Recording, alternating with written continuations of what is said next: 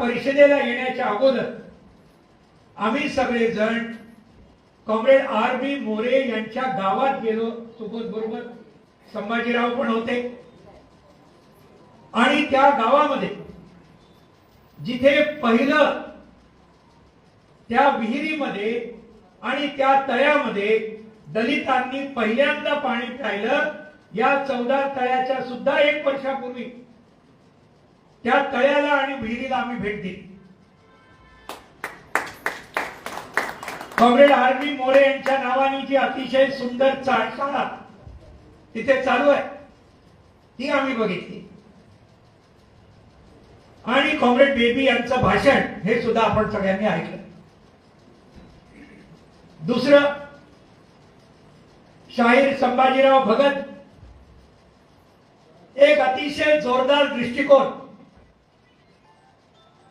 सांस्कृतिक राजकारणाचा हा त्यांनी आपल्याला दिला. आणि मला खरोखरच बरं वाटतं. मी जेव्हा त्यांना फोन केला की संभाजीराव, एक आमची विनंती आहे की आजच्या या परिषदेसाठी प्रमुख वक्ता आणि गाणी वगैरे यासाठी आपण यावं.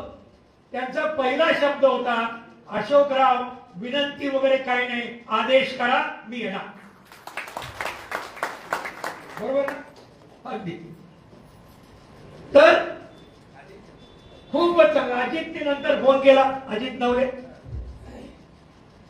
म्हणून अगदी एका पायावर इमिजिएट. कारण या प्रसंगाचं महत्व आहे. आणि तो आणखीन एक चांगली गोष्ट आहे की मार्क्सवादी कम्युनिस्ट पार्टीने आयोजित करून सुद्धा संभाजीराव आलेले, ते कधीच आपल्याला नाही म्हणालेले नाहीत. ही गोष्ट खरं म्हणजे लक्षात घेण्याजोगी आहे. तुषार गांधी, महात्मा गांधीजींचे पणतू, त्यांना मी फोन केला. ते म्हणाले प्रश्नच नाही, मी येणार. आणि का आपण बोलावलं? खरं म्हणजे आपल्यापैकी ज्यांना माहिती आहे, महात्मा गांधी आणि बाबासाहेब आंबेडकरांचे खूप वाद झाले होते. माहिती आहे ना आपल्याला, वेगवेगळ्या प्रकारचे वाद झाले. पण कॉम्रेड, आपण मुद्दाम तुषार गांधींना बोलावलं. आज शत्रू वेगळा आहे. आज शत्रू वेगळा आहे. खरा शत्रू हा सगळ्यांना पूर्णपणे खलास करण्याच्या मागे आहे. आणि म्हणून आपलं म्हणणं आहे, काय म्हणणं आहे?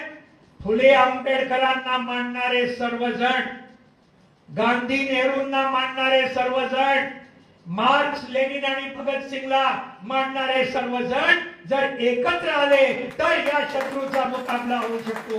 हे आमचं स्पष्ट मत आहे. संभाजीराव बरोबर आहे का चुकीचं आहे? एकदम करेक्ट आहे की नाही? ती वेळ गेली, तो होता वेळ.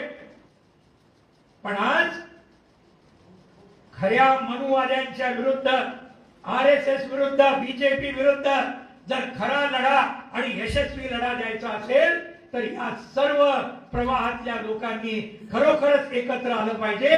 आणि त्या एकजुटीत लढलं तर या ठिकाणी ही ताकद कोणीही रोखू शकत नाही. ही काळ्या दगडावरची रेघ आहे. म्हणून हे सगळे जण आले. संभाजीराव, तुषार गांधी, कॉम्रेड M.A. बेबी, बाकी आपले आहेतच, त्यांना काही कमी लेखण्याचा मुद्दा नाही. पण सुबोध मोरेंचा मी खास उल्लेख करेन. या संबंध भागामध्ये सुबोध आहे, भरपूर काम केलं. शैलेंद्र, दीपक पवार, रायगड जिल्ह्याचे सर्व आपले प्रमुख कार्यकर्ते, रामचंद्र म्हात्रे, संजय ठाकूर, भूषण पाटील, मधुसूदन म्हात्रे, हेमलता पाटील, आणि त्याचबरोबर डॉक्टर G.B. राजे आहेत का? आहेत ना? आमचे प्राध्यापक कॉम्रेड्स इथले अतिशय चांगल्या पद्धतीने या सर्वांनी काम केलं. आणि म्हणून मला वाटतं या सगळ्यांनी जी परिषद आयोजित केली त्यांना जोरदार टाळ्यांनी आपण त्यांचं स्वागत केलं पाहिजे. आज कॉम्रेड, गेले 2 दिवस 19 आणि 20 मार्च हे तर सत्याग्रहाचेच दिवस होते. आज परिषद झाली बाबासाहेबांनी आणि उद्या म्हणजे 20 तारखेला प्रत्यक्ष सत्याग्रह झाला.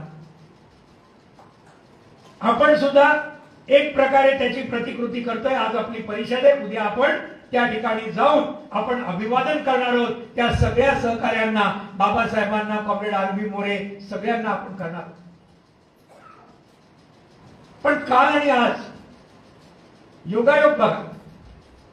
काल 18 मार्च कॉम्रेड सत्येंद्र मोरे यांचा स्मृती दिन.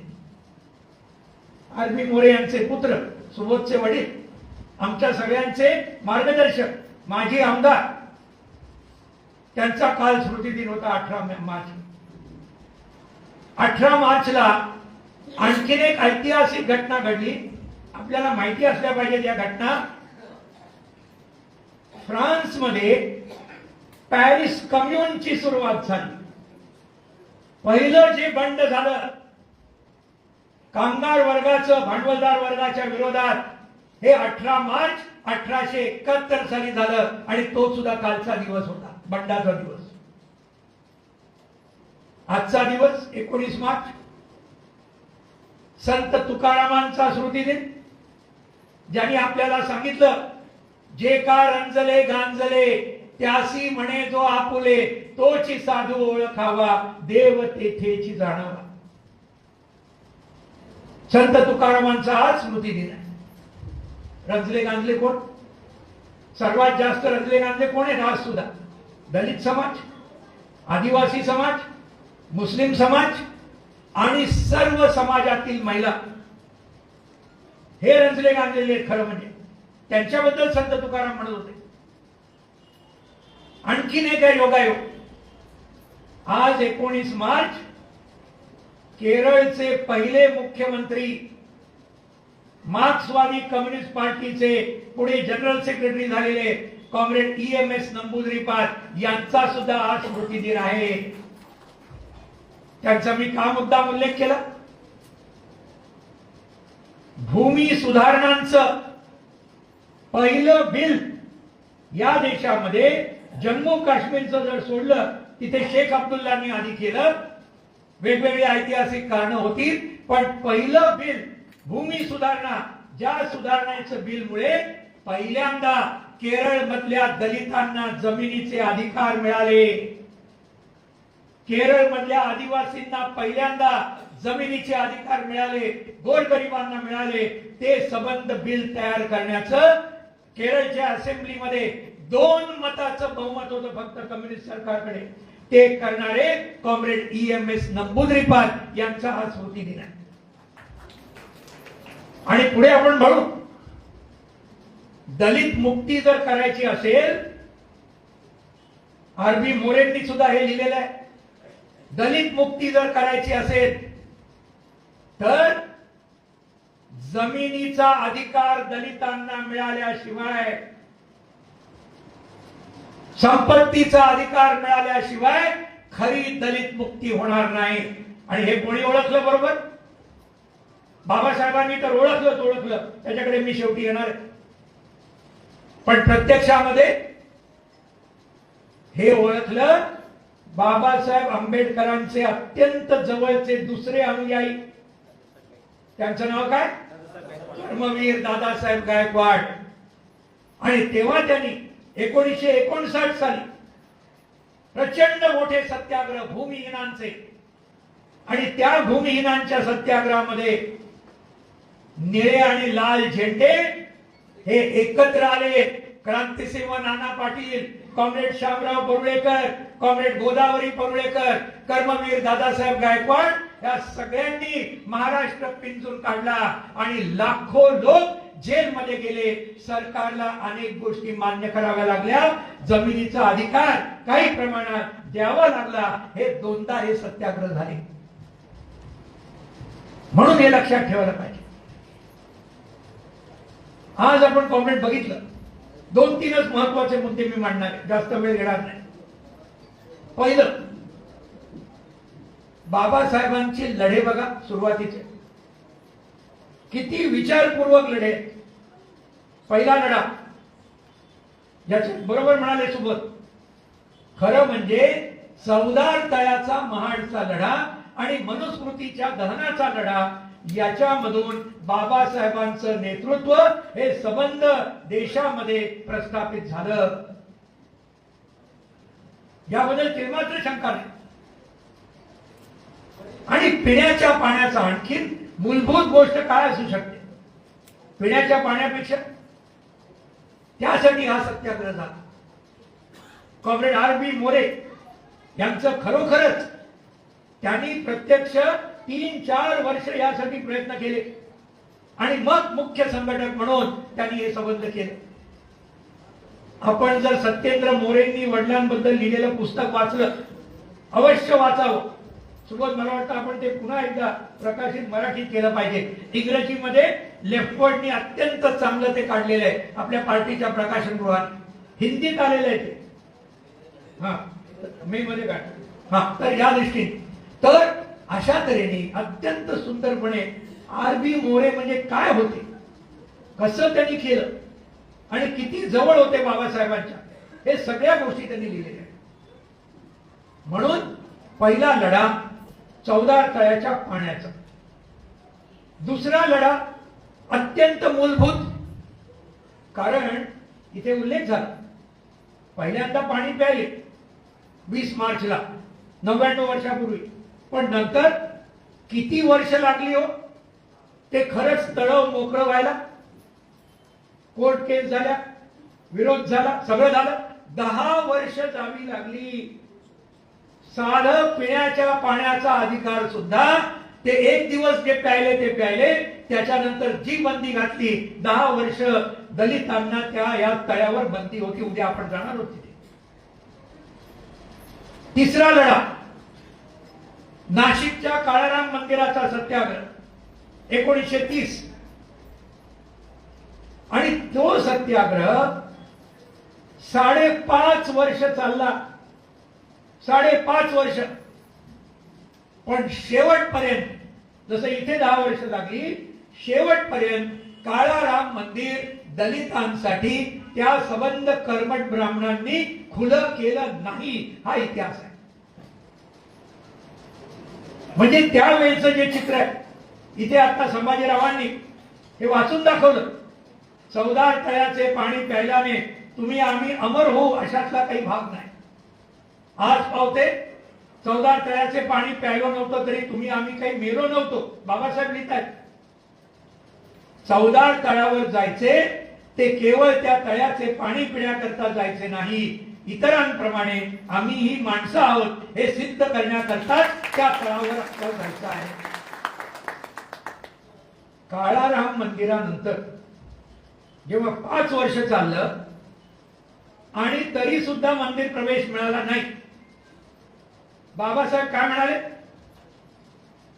तेव्हा सुद्धा बाबासाहेब म्हणाले मंदिरात प्रवेश घेऊन आमचं काही भलं झालं असतं अशी आमची समजूत नाही. बाबासाहेबांचे शब्द मी सांगतोय, मंदिरात गेलो असतो आमचं काही भलं झालं असतं अशी आमची समजूत नाही, पण आम्ही जर हिंदू आहोत तर हिंदूंना असणारे अधिकार आम्हाला मिळाले पाहिजेत. आणि पुढचं वाक्य बघा, पण ते देण्यास तुम्ही तयार नाही. बाबासाहेब म्हणतात ते अधिकार आम्हाला तुम्ही देण्यास तयार नाही, त्यामुळे पुढचं वाक्य बघा कसं डिफायन्स आहे, त्यामुळे तुमच्या धर्मात राहा आणि तुमच्या लाथाही खा, हे आम्हाला कोणी सांगितले? बरोबर ना?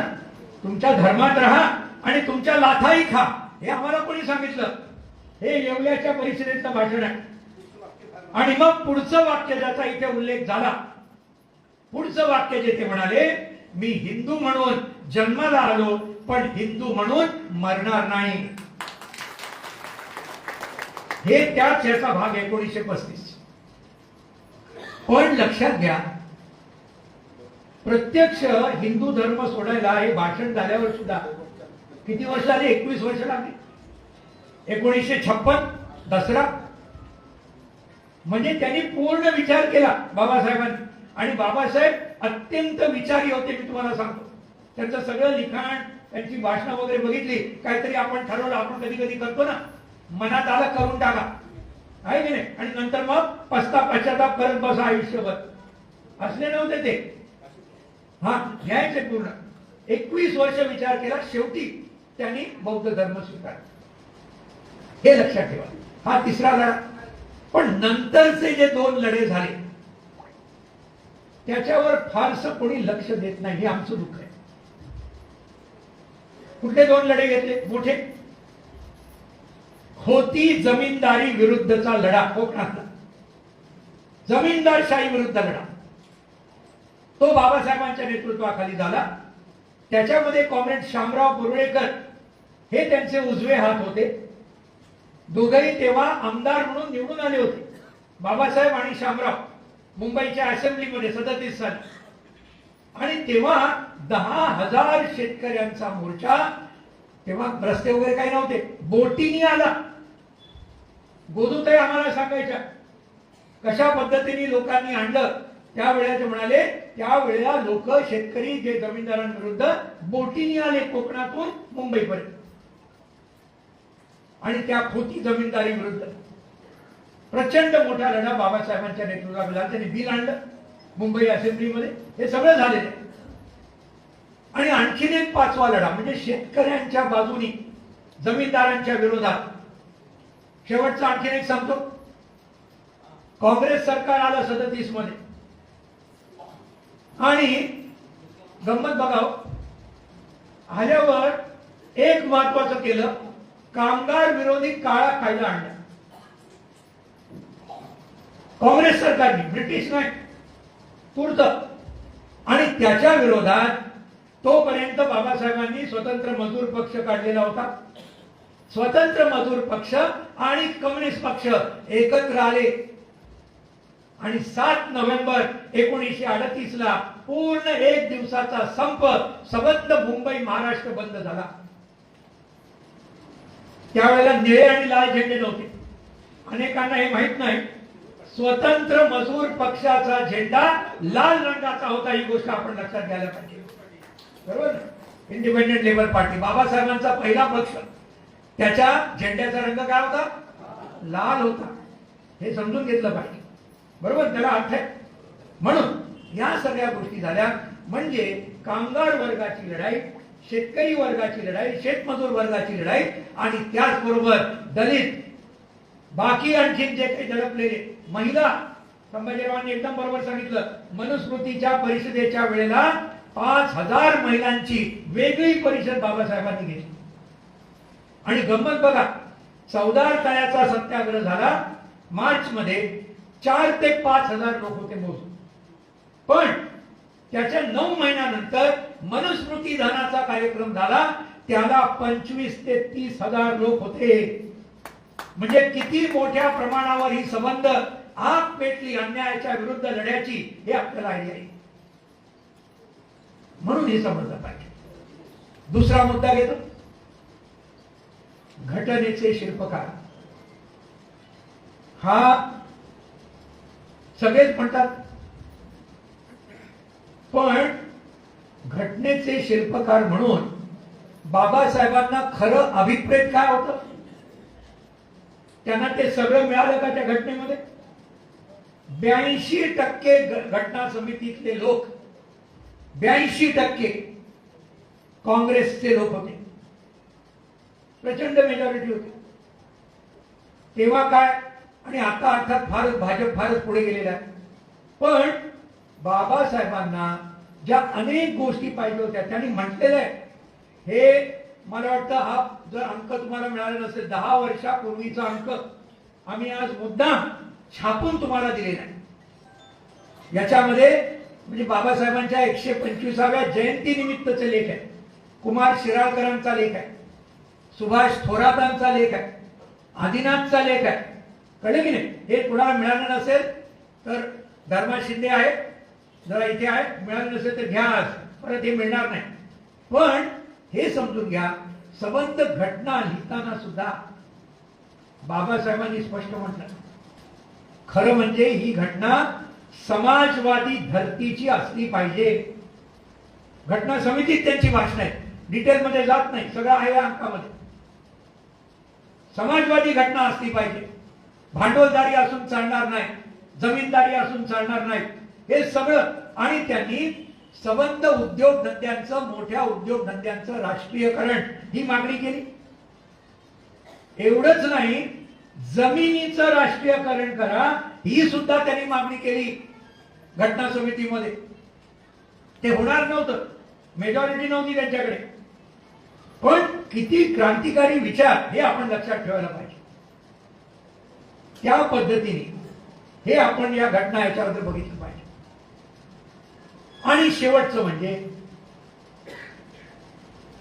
एकूण या संबंध, आज जे संबंध धर्मांधता आणि मनुवाद जो मोकाट सुटलेला आहे त्याच्याबद्दल ते काय म्हणाले बाबासाहेबांनी.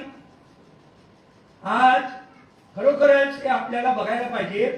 बाबासाहेब म्हणतात हिंदुत्वाची राजकीय विचारसरणी ही फॅसिस्ट किंवा नाझी विचारसरणी सारखी आहे. म्हणजे मुसोलिनी आणि हिटलर, ती टोकाची लोकशाही विरोधी आहे. हिंदुत्व जर मोकाट सोडले गेले तर हिंदू धर्माबाहेर असलेल्यांना आणि हिंदू धर्माला विरोध असलेल्यांच्या विकासाला तो मोठा धोका ठरेल. हा केवळ मुस्लिमांचा दृष्टिकोन नाही, तो दबलेल्या वर्गाचा आणि ब्राह्मणेतरांचा सुद्धा दृष्टिकोन आहे,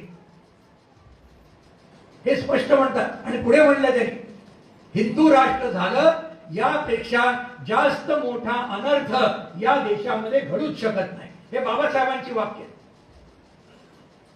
आणि आज बाबासाहेबांचे स्वतःला अनुयायी म्हणवणारे मोदींच्या मांडीमध्ये मंत्रिमंडळात जाऊन बसले तो, आहे की नाही. आणि त्यांचे फोटो वगैरे इथे दिसत आहेत मोठमोठे.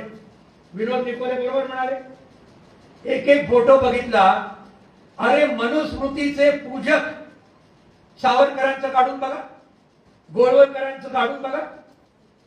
लिहितात दोघंही, मनुस्मृती सारखा सर्वश्रेष्ठ ग्रंथ या जगामध्ये कोणीही लिहिलेला नाही. हे सावरकर आणि गोळवलकरांची वाक्य. आणि ते आतापर्यंत RSSने या वाक्याशी आम्ही सहमत नाही, एका शब्दाने पण कुठे म्हटलेलं नाही. दाखवून द्यावं मला कोणतरी की आम्हाला मान्य नाही. पूर्ण मनुवादी आज सुद्धा आपल्याला दिसतंय. सांगितलं आता मास्तरांनी सांगितलं, इतर कॉम्रेडनी सांगितलं, ज्या पद्धतीने दलितांवर अत्याचार होत आहेत, महिलांवर अत्याचार होत आहेत, दलित महिलांवर सर्वात जास्त होत आहेत, हे सगळं जर आपण चित्र बघितलं काय दिसतं आपल्याला. संबंध गोरगरीब वर्ग, संबंध सामाजिक दृष्ट्या दडपलेला, दलित, मुस्लिम, आदिवासी, ओबीसी सुद्धा, भटके, विमुक्त सगळेच खराच ते करतात. आणि म्हणून हे जे धर्मांधता जी आहे, जे आजचं सर्वात मोठं आव्हान आहे, त्या आव्हानाच्या विरोधात सुद्धा प्रचंड मोठी लढाई ही आपल्याला करायला पाहिजे. आणि ते करताना कॉम्रेड्स, हा मुद्दा इथे आला, कसं करायचं. मी एकच सांगेन, आपण आर्थिक लढे भरपूर करतो, फॉरेस्ट प्लॉटचे करतो, पगारवाढीचे करतो, स्कीम वर्करचे करतो, बाकी सगळे करतो, मिळवतो सुद्धा. ते मिळवलं पाहिजे, ते करायला हे चुकीचं नाहीये. ही पहिली प्राथमिक शाळा आहे वर्ग संघर्षाची, हे करायला पाहिजे. पण आपण काय करतो, पहिली प्राथमिक शाळा झाली की आपण दुसरी मध्ये घेऊनच जात नाही मुलांना. कळलं की पगारवाढ, बोनस संपलं, थोडी जमिनीचा तुकडा संपलं.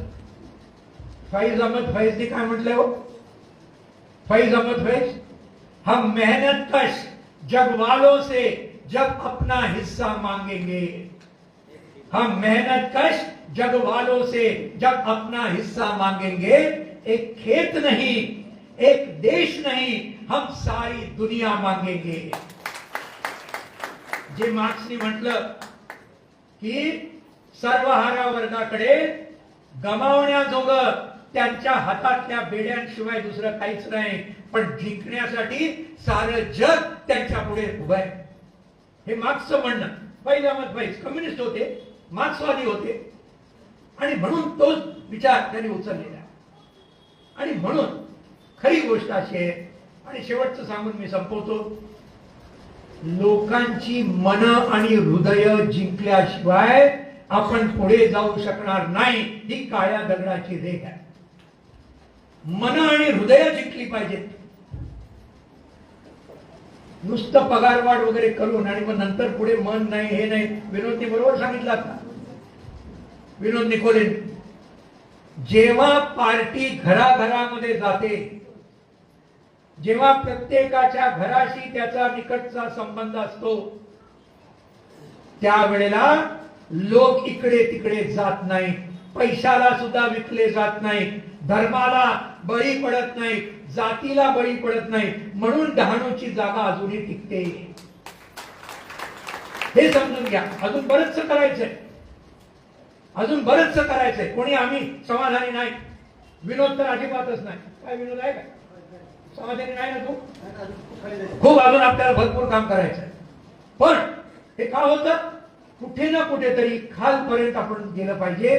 काही प्रमाणात जातो, अजून खूप जास्त गेलं पाहिजे. आणि मन आणि हृदय ही त्या जनतेची जिंकायला आली पाहिजेत. मला अजूनही आठवतं, कॉम्रेड प्रभाकर संतगिरी 2-3 शिबिरामध्ये आम्हाला म्हणाले, तुमच्यापैकी काही लोकांनी ऐकलं असेल, काय म्हणाले?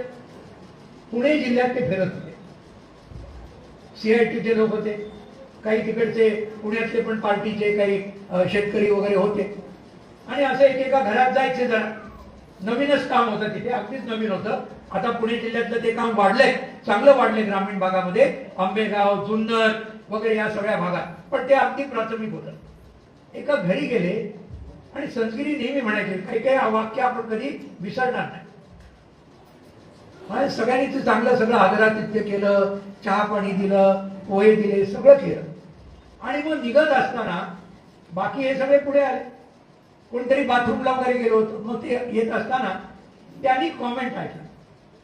आणि कॉमेंट काय होता? म्हणजे घरातल्याच लोकांचा, नाही म्हणे, लोक चांगले आहेत हो, पण आपले नाही. समजलं? लोक चांगले आहेत म्हणजे आपण कम्युनिस्ट गेलो सगळे, म्हणजे संस्कृती वगैरे सगळेच गेले होते. लोक चांगले आहेत पण आपले नाही.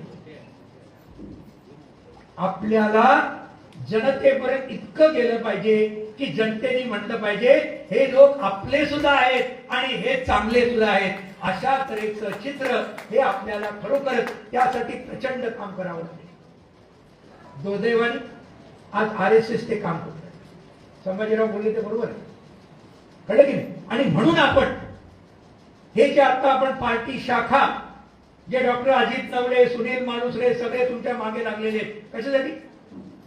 अरे पार्टी शाखा जर मजबूत केली नाही, कुठल्या जनतेला तुम्ही व्यवस्थित आणणार? बरोबर की नाही? हे करायला पाहिजे आपल्याला. अत्यंत जाणीवपूर्वक जनतेपर्यंत गेलं पाहिजे. मास लाईन ज्याला म्हणतो, हे जनतेपर्यंत गेलं पाहिजे. आणि त्या पद्धतीने आपल्याला शाखेची कार्यपद्धती आहे, पूर्ण वेळ कार्यकर्त्यांचं कर्तव्य आहे. आत्ताच आपण बेलापूरला अतिशय चांगलं शिबिर घेतलं. जाती अंत संघर्ष समिती, आदिवासी अधिकार राष्ट्रीय मंच आणि अल्पसंख्याक हक्क संघर्ष समिती, तिन्हीचा आपण एक घेतला. अत्यंत सुंदर. हे तिन्ही मंच जोरदारपणे आपल्याला कामाला लावले पाहिजेत. आपल्या वर्गीय आणि जनसंघटना या तर आहेच आहे, त्याबद्दल वादच नाही. आणि त्याचं महत्व कमी लेखण्याचा मुद्दाच येत नाही. हे सगळं जर आपण एकत्रित केलं तर मी आपल्याला सांगतो की आज या ठिकाणी आपण आल्याचं नक्कीच चीज होईल. Doctor Babasaheb Ambedkar, comrade RB More आणि बाकी सगळे जे सत्याग्रही होते, ज्यांनी खरोखरच हे मनुस्मृती जाळण्याचं आणि पाण्याचा सत्याग्रह करण्याचं जे खरोखरच त्या काळामध्ये क्रांतिकारी कार्य केलं, ते कार्य आजच्या घडीला आणि आजच्या शत्रूंविरुद्ध एकजुटीने पण आपल्या स्वतःची ताकद वाढवत आपण प्रचंड संख्येने करूया, एवढंच आपल्याला या ठिकाणी आवाहन करतो.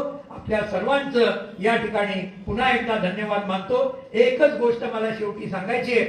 आज 100 वर्ष होत आले तरी या सत्याग्रहाचे प्रमुख संघटक कॉम्रेड RB मोरे यांचं या ठिकाणी कुठलंही स्मारक नाही किंवा स्मृतिस्तंभ नाही.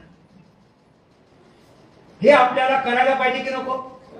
एवढा मोठा माणूस कॉम्रेड RB मोरे आहे की नाही, ज्यांचं फार मोठं स्थान आहे. खरोखरच दलित आणि श्रमिक चळवळीतला अत्यंत सशक्त दुवा म्हणून आपण त्यांच्याकडे बघतो. यांचं फार मोठं महाड शहरामध्ये ही आपल्याला परिषदेने आपण ही मागणी करतोय. आणि त्याचबरोबर या ठिकाणी इथे आम्हा प्रांतामध्ये आपण करावी. तसंच टिपणीस आहेत, भाई अनंत चित्रे आहेत, बाकी गोपाळ बाबा वनंकर वगैरे आहेत. या सगळ्यांचं काही ना काहीतरी स्मारक आपण या महाड शहरामध्ये करण्याचं या ठिकाणी आपण परिषदेने हा ठराव करावा असं मी आपल्या सर्वांना आवाहन करतो. ज्यांची मान्यता असेल हात वर करावे, कोणाचा विरोध असण्यात